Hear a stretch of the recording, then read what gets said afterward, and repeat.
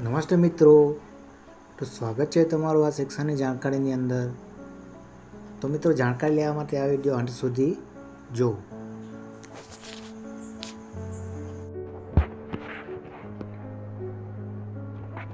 નમસ્તે મિત્રો, હવે આપણે જોઈશું કંઈક નવું અને નવી જાણકારી. નક્ષત્રની અંદર હિન્દુ ધર્મ વિશે અથવા હિન્દુ ધર્મ અનુસાર સામુદ્રિક શાસ્ત્રની અંદર વિવાહ રેખા જણાવે છે કે લવ મેરેજ થશે કે અરેન્જ મેરેજ. મિત્રો, ઘણા બધા યુવાનોને મનનો એક વહેમ અથવા મનમાં એક ચિંતાજનક વિચાર આવતો હોય છે. તો વિવાહ રેખા જણાવે છે કે લવ મેરેજ થશે કે અરેન્જ મેરેજ. તો મિત્રો, એના વિશે જોઈશું. તો દરેક યુવક કે યુવતીને એ જાણવાની ઉત્સુકતા હોય છે કે તેમના લવ મેરેજ થશે કે અરેન્જ મેરેજ.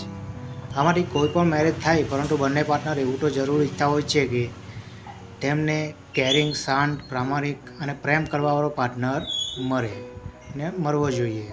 તો હસ્તરેખાશાસ્ત્ર અનુસાર આપણા હાથમાં સ્વાસ્થ્ય, કરિયર, પૈસા, લગ્ન વગેરે જેવા સંબંધિત રેખાઓ આવેલી હોય છે. મિત્રો, હાથની અંદર રેખાઓ જોવા મળે છે, એટલે કે લીટીઓ હોય છે.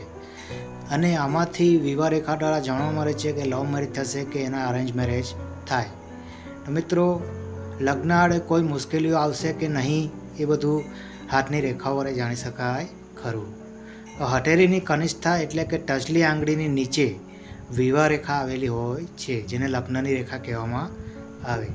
ધ્યાનથી જોતા આ રેખા એકદમ ઘાતી અને નાની હોય છે.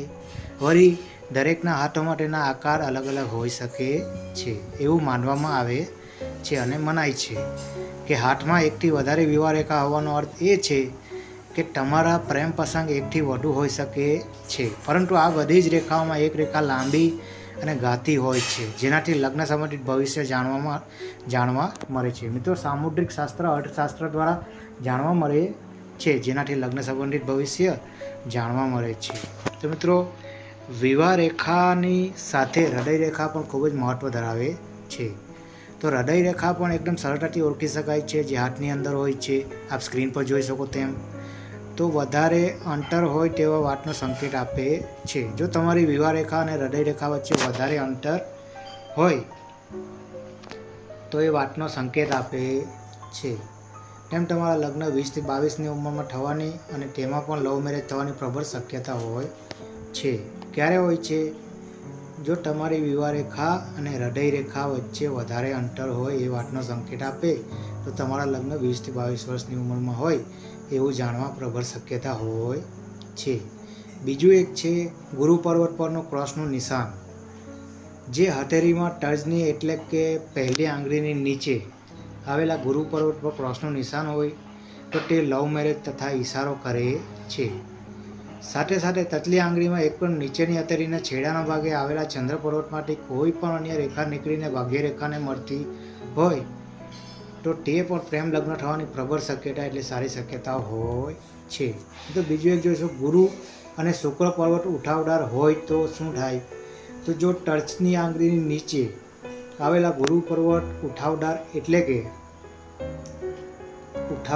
એટલે કે ઉભારવાળો, એટલે ત્યાં સ્પર્શ કરવાથી જે પર્વત કે ઉભાર જેવું અનુભવાય તો તે અરેન્જ મેરેજની પ્રબળ શક્યતા હોય છે. સાથે જ જાત કે તેના લગ્નમાં અનેક સમસ્યાઓ કે મુશ્કેલીઓનો સામનો કરવો પડી શકે છે.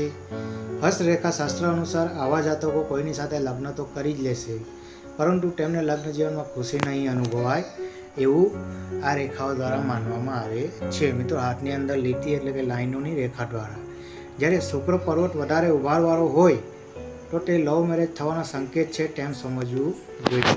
પણ મહત્વનું શું છે તો જે યુવતીઓના હાથમાં એક જ વિવાહ રેખા હોય છે તેના લવ મેરેજ થાય કે અરેન્જ મેરેજ થાય, પણ પાર્ટનર ખૂબ જ પ્રેમ કરવાવાળો મળશે તેવું નક્કી જ હોય છે.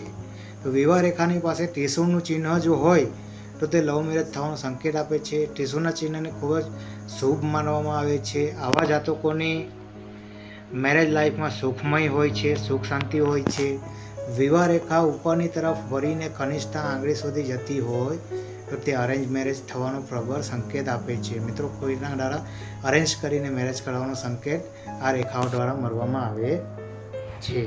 જે યુવતીઓમાં હાથના હૃદયરેખા બુધ પર્વતની તરફ વધારે ઝુકાવ ધરાવતી હોય તો તેમના લવ મેરેજ થાય છે અને તેઓ ખુશી જીવન વ્યતીત કરે છે. તો મિત્રો, આ જોયું આપણે સામુદ્રિક શાસ્ત્ર અનુસાર વિવાહ રેખા જણાવશે કે લવ મેરેજ થાય કે અરેન્જ મેરેજ થાય.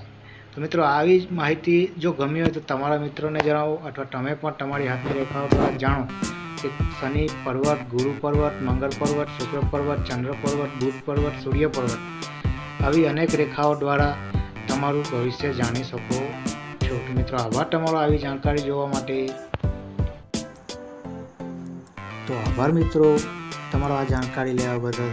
જો આ જાણકારી ગમી હોય તો તમે વિડીયોને લાઈક કરો અને તમારા મિત્રને આગળ શેર કરો.